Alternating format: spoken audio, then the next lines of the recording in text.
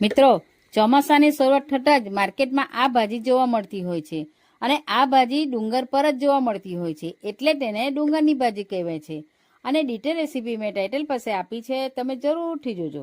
હવે સૌથી પહેલાં તો ભાજી લઈ 2 થી 3 વાર પાણીથી ધોઈ કાતરથી ઝીણી ઝીણી કાપી લઈશું. અને ભાજીમાં ચોખાનો લોટ, ચણાનો લોટ, જુવારનો લોટ, 1 ચમચી લીલો મસાલો, મરચાંની ભૂકી, હળદર, ધાણા જીરું, તલ, મીઠું, અજમો અને તેલ ઉમેરી મિક્સ કરી લઈશું.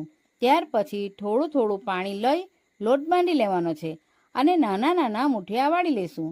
પછી આપણે એક કડાયામાં 2 ગ્લાસ પાણી ઉમેરી એક કાણાવાળી ડીશ મૂકી મુઠિયાને 10 થી 15 મિનિટ સ્ટીમ કરી લઈશું.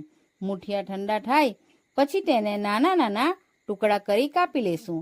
હવે એક પેનમાં થોડું તેલ ગરમ કરી તેમાં રાઈ અને તલ ફૂટે પછી મુઠિયા ઉમેરી દઈશું અને બંને સાઈડ ક્રિસ્પી અને ગોલ્ડન બ્રાઉન થાય ત્યાં સુધી થવા દઈશું.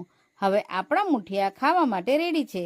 તો આ વરસાદની સિઝનમાં આ મુઠિયા તમે ચોક્કસથી બનાવજો.